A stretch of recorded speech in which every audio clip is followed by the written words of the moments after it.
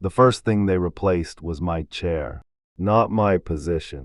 Not my access badge. Not my name on the internal directory. Just the chair. A small thing. Cheap black mesh. One armrest slightly lower than the other because I leaned too hard when I stayed late. Cushion permanently flattened where my body had spent 6 years pressing itself into the same shape every day. Monday morning, I walked in carrying coffee that had already gone lukewarm in my hand, and someone else was sitting there. Not in my spot. In my chair. There's a difference. People who haven't spent enough years in an office don't understand that. They think territory is the desk, the monitor, cubicle walls with their gray fabric and pinholes and corporate-approved emptiness. It isn't. It's the chair. The chair learns your spine. The chair absorbs your exhaustion. The chair becomes the physical proof that your body existed somewhere long enough to matter. And mine was gone. I stopped walking without realizing I had stopped. My hand tightened around the coffee cup. The cardboard sleeve creaked softly beneath my fingers. Nobody looked up immediately. That somehow made it worse. The office hummed with its usual sounds, distant keyboards, the air conditioning rattling somewhere overhead, muted laughter from the sales side, but everything felt subtly rearranged, like I had walked into a replica of my life built by someone who had only seen photographs. Then the man sitting in my chair finally noticed me. He stood too fast. Oh, sorry. Sorry man, young. Mid-20s maybe. Clean haircut. Crisp blue shirt without wrinkles. Badge clipped perfectly straight against his belt. He smiled the way people smile when they haven't learned fear yet. I didn't know anyone sat here. My eyes stayed on the chair. He stepped away from it carefully, like it belonged to someone dead. I heard myself ask, "Where did you get that?" The question came out quieter than I intended. He blinked. "The chair," I nodded. "Oh, Lord. Marcy from operations brought it over this morning. Said this station was free now, free now. 2 words. Small word. Disposable word." Something moved unpleasantly beneath my rib. Not anger yet. Something colder. Something slower. The kind of feeling that arrives before anger. Before panic. Before humiliation fully forms its shape. Like the floor beneath your feet softening 1 inch at a time. I looked around the office. Nobody was staring directly, but I could feel attention bending toward me in thin, invisible threads. The way people listen without appearing to listen. Evelyn from accounting stopped typing. Jordan near the printers suddenly became very interested in fixing paper alignment. The atmosphere shifted. Tiny. Precise. Enough. The young man extended a hand awkwardly. "I'm Noah," I looked at his hand. Then at him. Then back at the empty space where my chair had been before he stood up from it. "You're new?" "Yeah," nervous laugh. First day. My throat tightened. 6 years. 6 years of staying late. 6 years of fixing mistakes nobody else admitted to making. 6 years of answering calls during vacations I never really took. And somewhere, sometime before this exact moment, someone had decided there would be a first day for someone else. No warning, no conversation. Just a chair quietly moved overnight. I finally shook his hand. His palm was warm. Mine wasn't. "Daniel," I said. The name sounded strange in my own mouth, like I was introducing myself as someone I used to know. I found my actual desk 2 rows farther back near the supply closet. Smaller monitor, smaller workspace, no window. Someone had already arranged my things there. That detail hollowed something inside me. Not pegged, not removed, arranged. My framed photo of my sister sat beside the keyboard at a slightly different angle than I usually kept. My pens had been placed into a little black cup I didn't own before. Even the stack of sticky notes had been aligned carefully. That meant someone had touched everything slowly, handled pieces of my life one object at a time. I sat down. The chair beneath me squeaked immediately. Wrong height, wrong texture, wrong smell.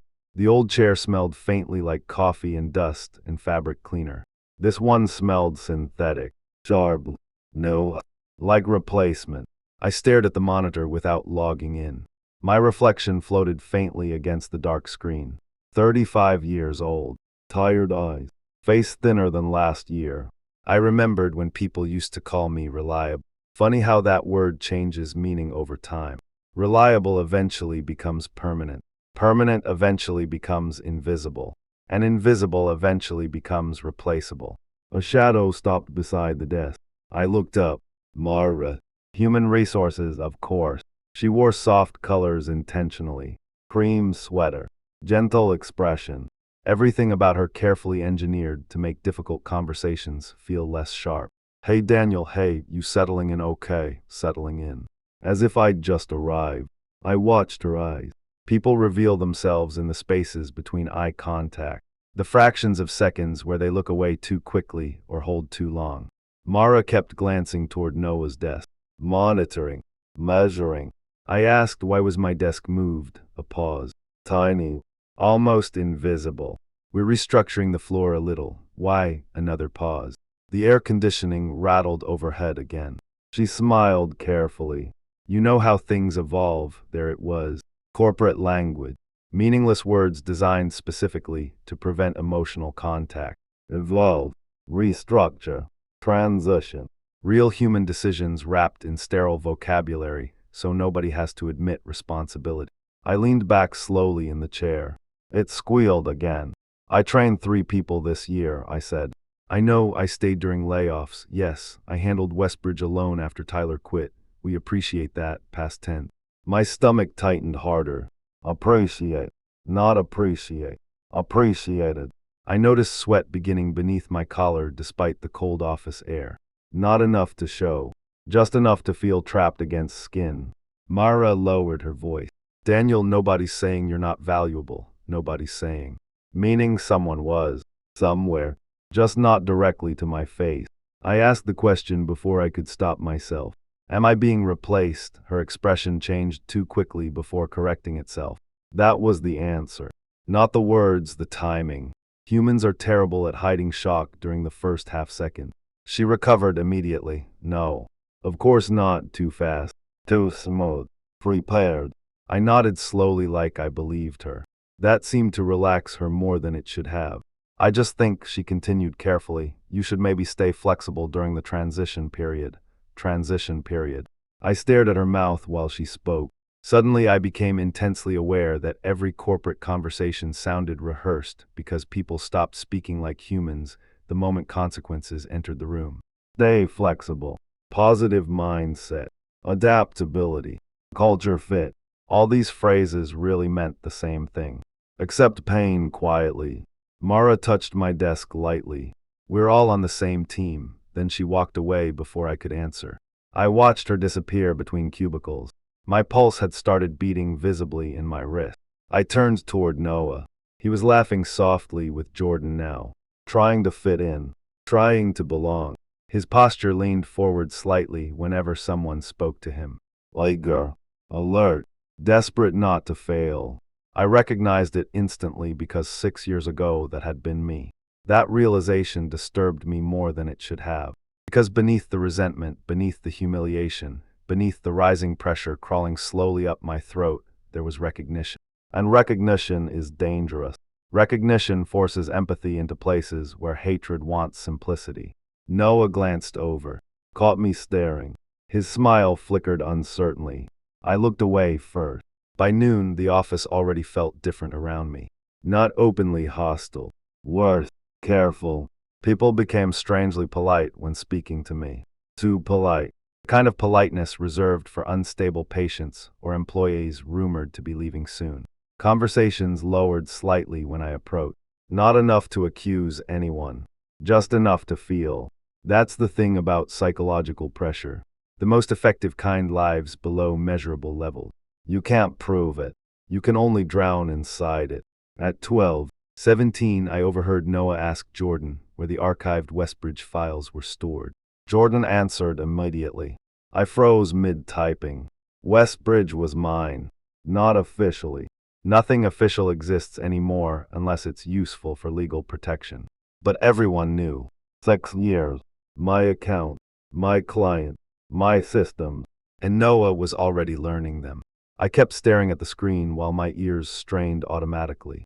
Jordan said Daniel built most of the workflow, so honestly he probably knows more about it than anyone. A brief silence. Then Noah asked quietly, so why am I taking over? Everything inside my chest seemed to stop moving. Jordan didn't answer immediately. I could hear papers shifting, chair rolling slightly. Then, I don't know if taking over is the right phrase, not a denial, just reframing. My fingers stopped on the keyboard. Noah lowered his voice further, but I still heard it.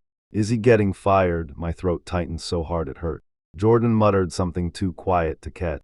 Then Noah said, damn, not cruel. Not mocking. Worse, sympathetic.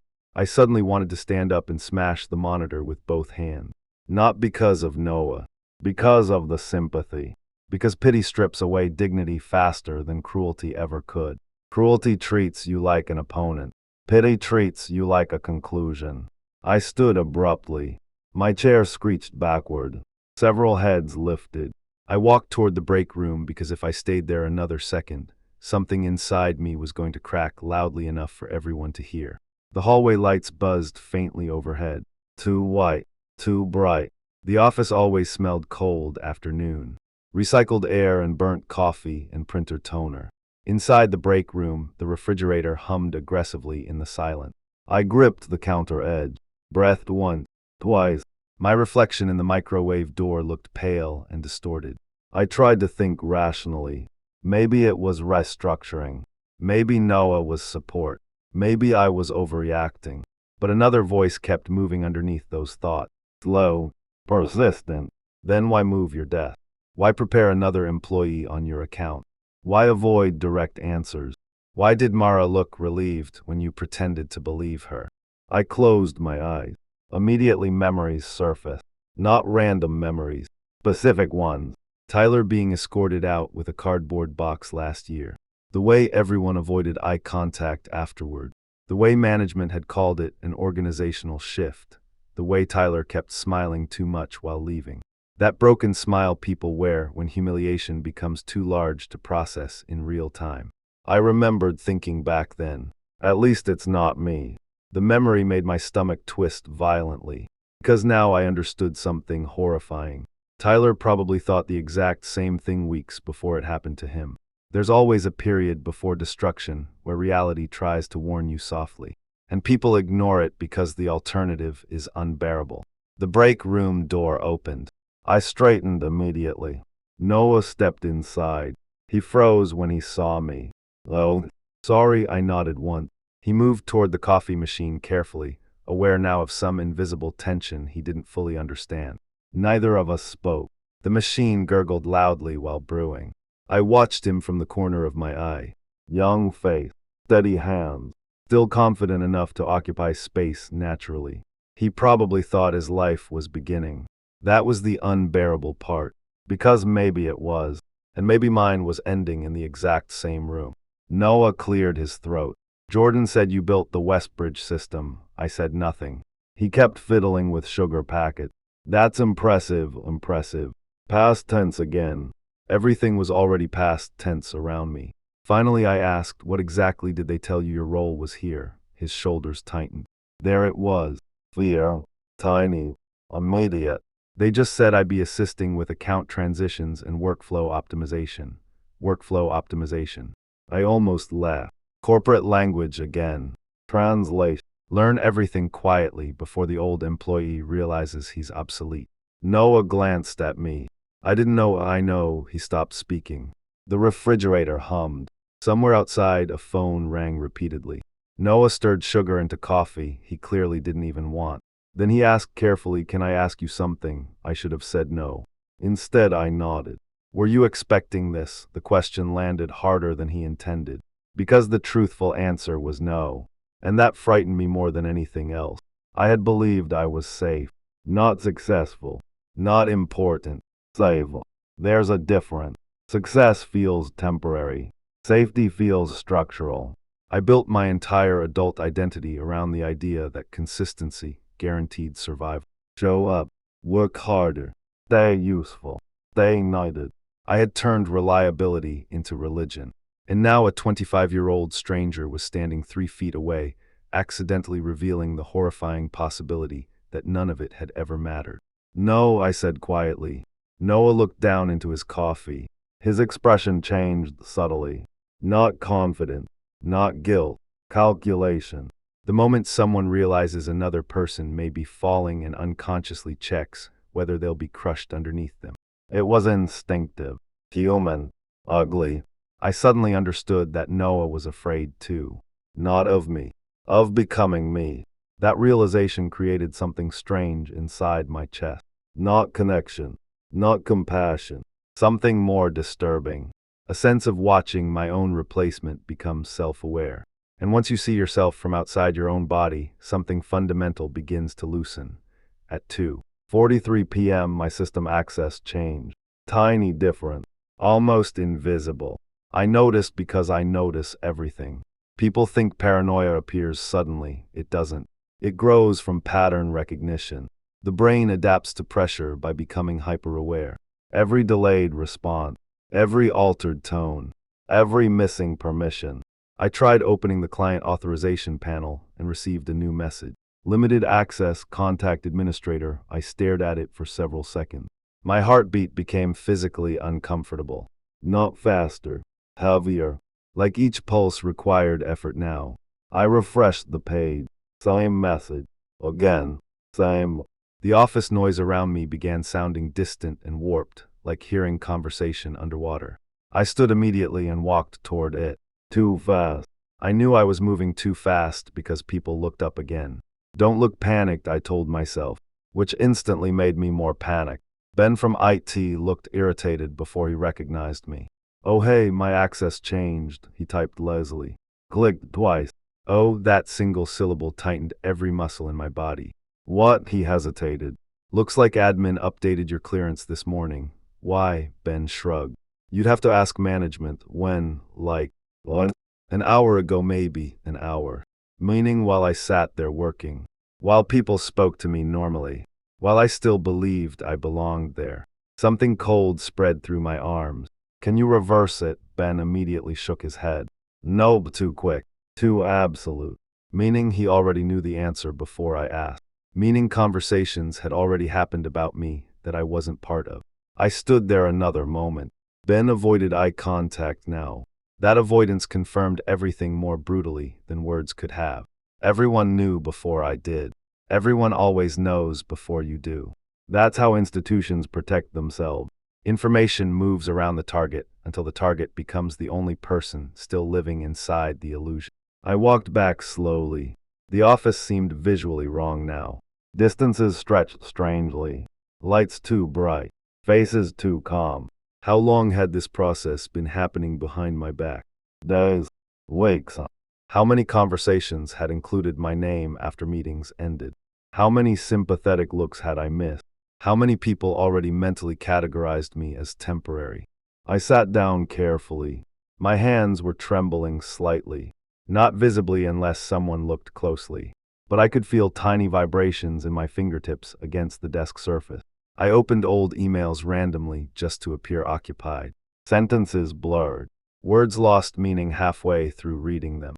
Across the room, Noah laughed at something Jordan said. I looked up instinctively. Noah noticed. His laughter stopped immediately. That tiny interruption destroyed me more than open mockery would have. Because now I had become emotionally contagious. The room adjusted itself around my presence. People monitored me. Softly. Constantly. Like unstable equipment. My chest tightened harder. I suddenly became aware of my breathing. Too shallow. Then too deep when I tried correcting it. Then unnatural because I was thinking about it. I stood again. Sat back down. Opened a spreadsheet. Closed it immediately. The sensation creeping through me wasn't simple fear anymore. It was fragmentation. Terrifying feeling that the version of yourself you've trusted your entire life may not actually exist outside your own head. Because if I mattered here, this wouldn't be happening. And if I didn't matter, who exactly had I been for the last 6 years? The thought opened something dark beneath me. A kind of psychological vertigo. I realized suddenly that most identity is just repetition witnessed by other people. You do the same thing long enough in the same place, around the same faces, and eventually you mistake familiarity for permanence. Until one day the environment changes slightly, and your entire sense of self begins collapsing like a building with hidden structural damage. At 3:06, Mara emailed me. Subject line. Quick check-in before tomorrow. Not today. Tomorrow, Matt.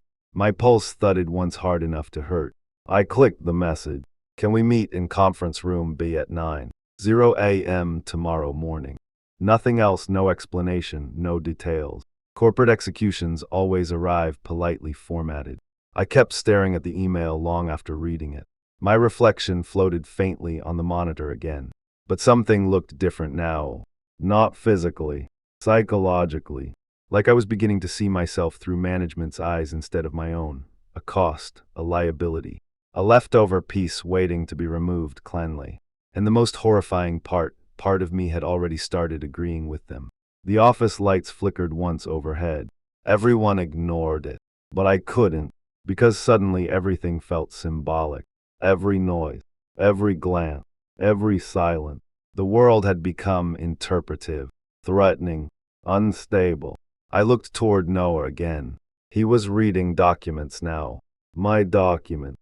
Learning systems I built. Absorbing procedures I created. Replacing me carefully enough that the machine wouldn't notice anything missing after I disappeared. A thought entered my head so quietly it almost felt foreign. What happens if I refuse? Not legally, not professionally, psychologically.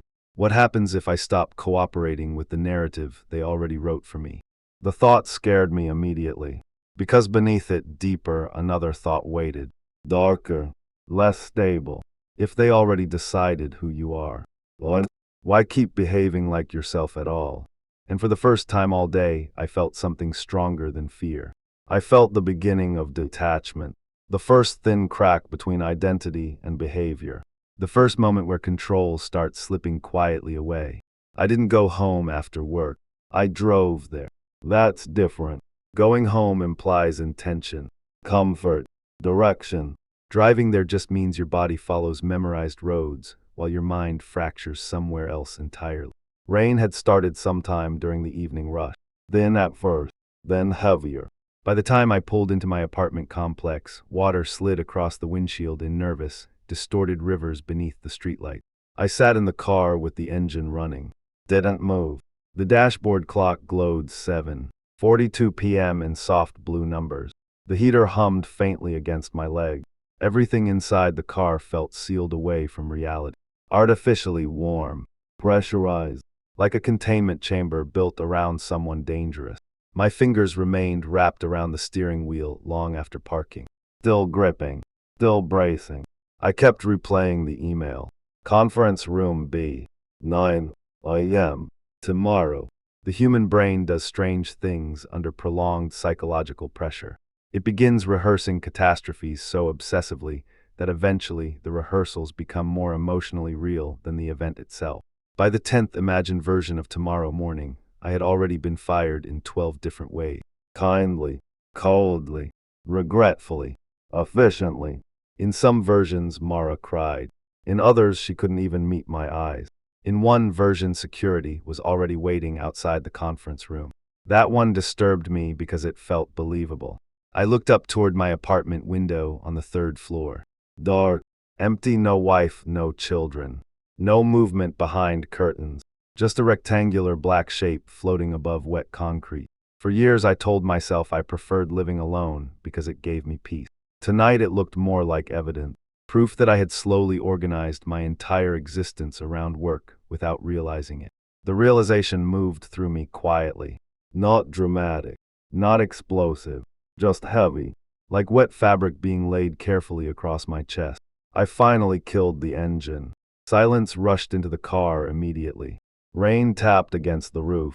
Tiny impact. Endless. I closed my eyes for 1 second, and Noah's face appeared instantly. Young, attentive, apologetic. That expression again. Not superiority. Not cruelty. Sympathy. God, I hated the sympathy. Because sympathy confirmed the thing I was still trying not to say aloud. Everyone already understood my situation except me. Inside the apartment, the air smelled stale. Unused. Faint trace of detergent from laundry I forgot in the dryer yesterday. I dropped my keys onto the kitchen counter. The sound echoed too sharply. Apartments always sound bigger when someone feels psychologically unstable inside them. Every room seemed slightly unfamiliar tonight. The couch looked incorrectly placed. The hallway longer than usual. Even the refrigerator hum sounded aggressive somehow. I loosened my tie slowly while walking toward the bathroom mirror. The man staring back looked exhausted in ways sleep couldn't repair. Eyes bloodshot. Jaw clenched too tightly. Skin pale beneath fluorescent light. I leaned closer. For several seconds I just stared at myself without moving. Something deeply unsettling happens when stress reaches a certain level. You stop feeling like a person observing your own life and start feeling like an actor hired too late to convincingly play yourself. My reflection looked performative, artificial, like I was watching someone attempt to imitate Daniel. I touched the sink edge. Cold porcelain. Real. That helped briefly. Then my mind started replaying the office again, the chair, the access restrictions, the lowered voices, the carefully managed expressions. One memory surfaced harder than the others. Were you expecting this? Noah's question. Simple, direct, and underneath it something almost childlike. Can this happen to anyone? I suddenly realized something horrifying. Noah hadn't looked at me like a failure. He looked at me like a warning. That changed the entire emotional shape of the day. Because warnings are useful. Warnings are educational. Warnings exist to protect other people from becoming the same thing. I gripped the sink harder. My breathing had become uneven again. Slow down. Slow down. But once you start monitoring your own mental deterioration, every attempt to regain control becomes further proof that control is already slipping. I splashed water on my face. Cold. Sharp. For 1 second, clarity returned. Then another thought arrived. What if tomorrow isn't the end? What if tomorrow is worse? Because endings at least provide certainty. But transitional humiliation, that can continue indefinitely.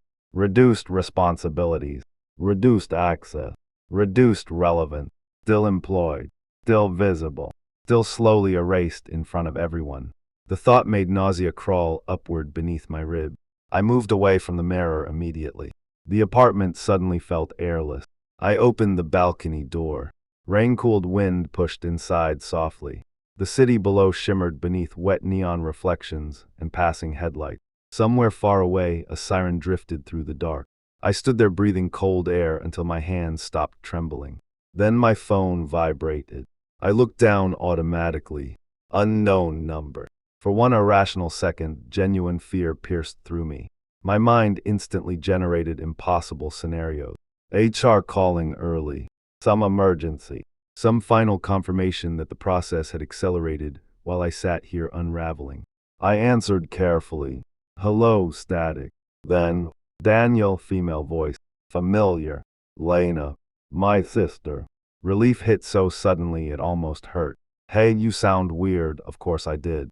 Lena always noticed things too quickly. When we were children, she used to detect my lies before I even finished speaking. Not because she was smarter. Because she paid attention in ways most people don't. I'm tired, I said, a pause. You sure? I leaned against the balcony railing. Rain mist cooled my face. Yeah, another pause. Longer now. Lena understood silence the way surgeons understand anatomy.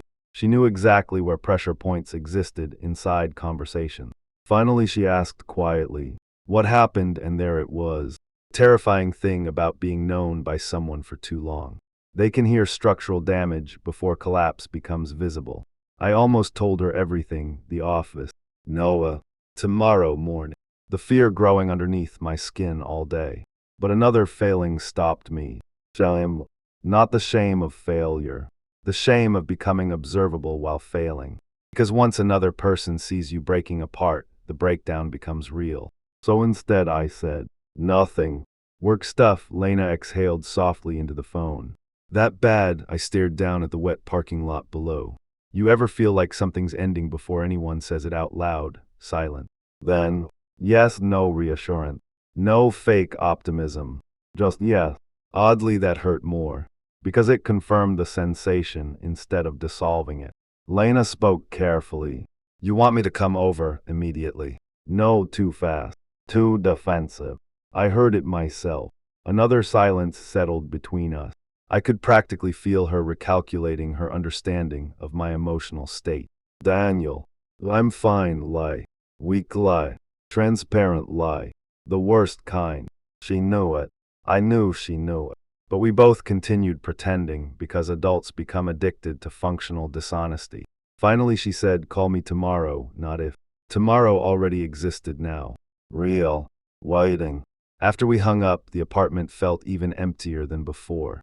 Because now another person knew something was wrong, which somehow made the wrongness expand. I didn't eat dinner. I tried. Microwaved leftovers. Sat at the table. Took one bite. Couldn't swallow properly.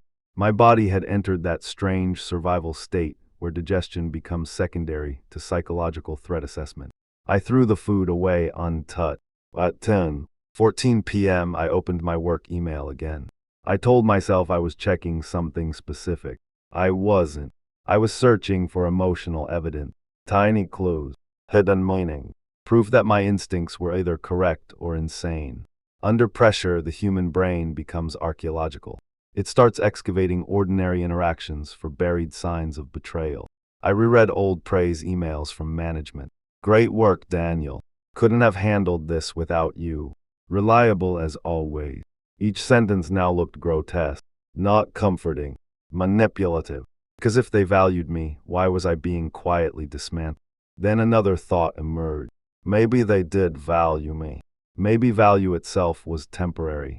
That possibility frightened me more deeply than outright hatred ever could. Hatred at least creates emotional permanence. Utility does not.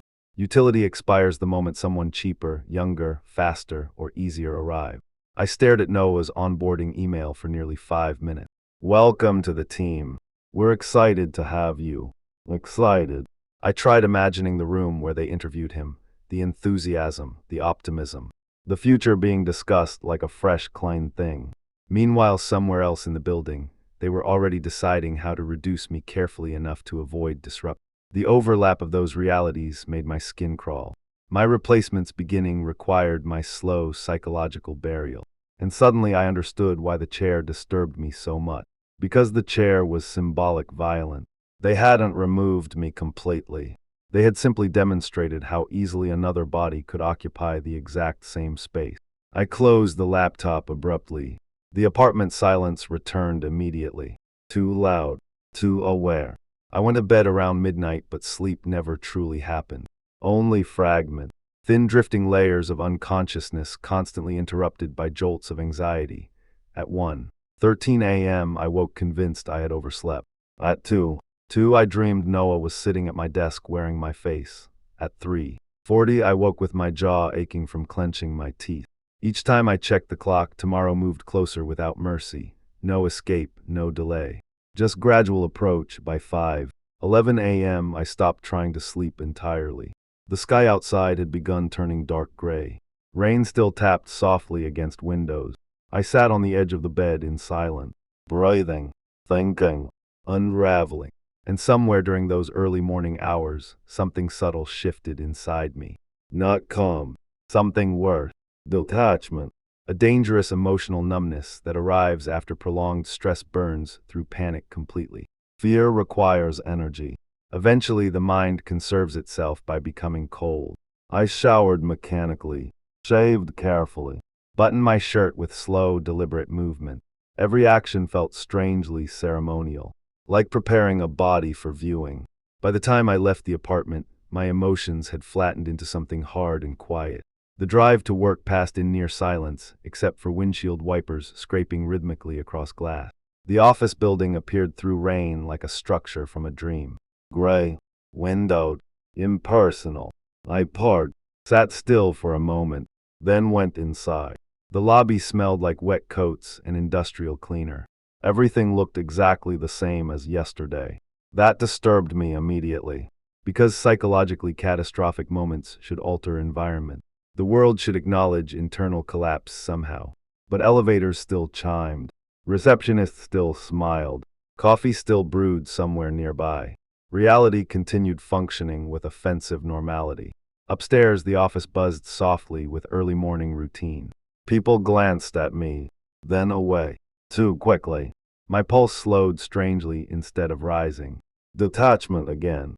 I reached my desk. My replacement chair squeaked when I sat down.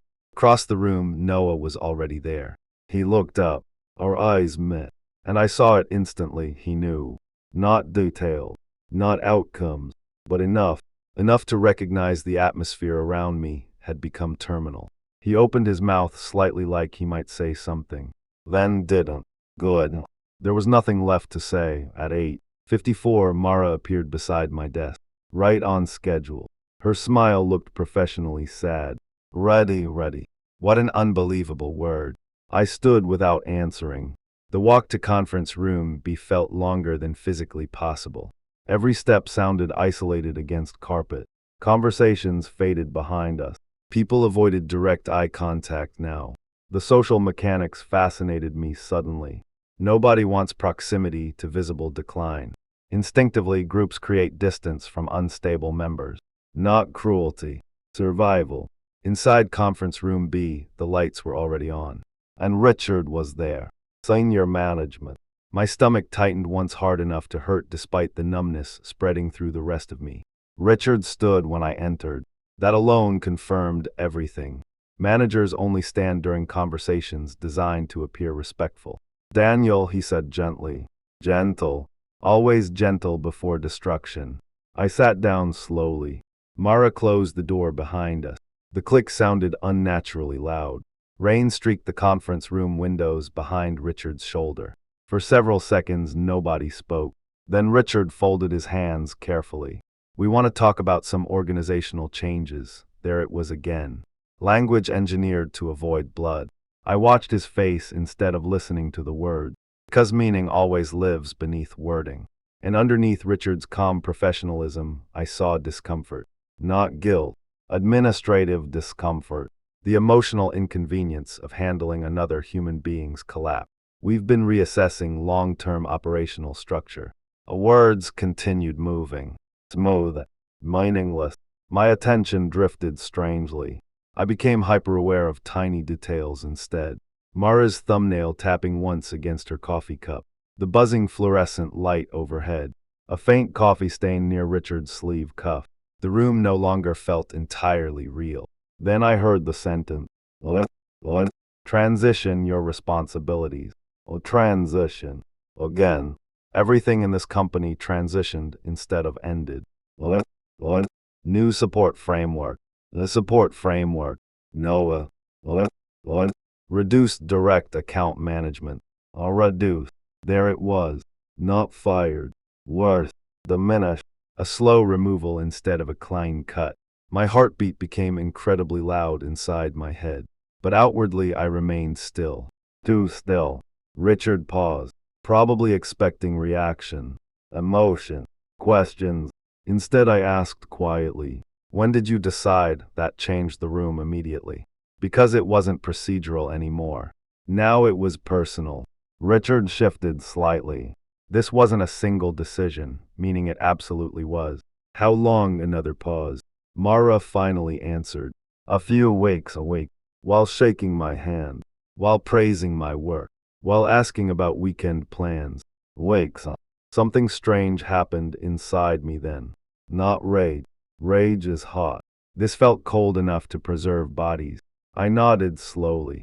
I trained him, neither of them answered. Of course not. Because what could they possibly say? Yes, you helped construct your own replacement. Yes, your loyalty made the process easier. Richard leaned forward slightly. We value everything you've contributed here, past tense again. Every sentence already positioned me in history. I looked at Mara. Did everyone know before me? Her expression shifted painfully. That was answer enough. Something inside my chest loosened then. Final thread snapping quietly. Not dramatic. Just irreversible. I suddenly understood the true psychological violence of replacement. It isn't losing the job. Discovering your identity was socially removed before you emotionally caught up. The office had already begun adapting to a world without me, while I was still living inside the old version. That realization hollowed reality itself. Richard continued speaking about transitional responsibilities, adjusted compensation structures, collaborative opportunities. Noise. Just noise. Because the actual conversation had already happened elsewhere weeks ago. This meeting was theater. Documentation. A ceremonial notification after the real emotional death already occurred privately behind closed doors. I looked out the rain-streaked window. People moved across the parking lot below carrying umbrellas against weather that didn't care about them. For one surreal moment, everything felt terrifyingly fragile. Careers, identities, human value, all of it dependent on collective agreement. And collective agreement can change quietly overnight. Like a chair being moved. Richard stopped talking eventually. Silence settled. Heavy. Waiting. I realized they expected something from me. Acceptance maybe. Professionalism. Controlled disappointment. The final performance of reliable Daniel. And suddenly the thought disgusted me.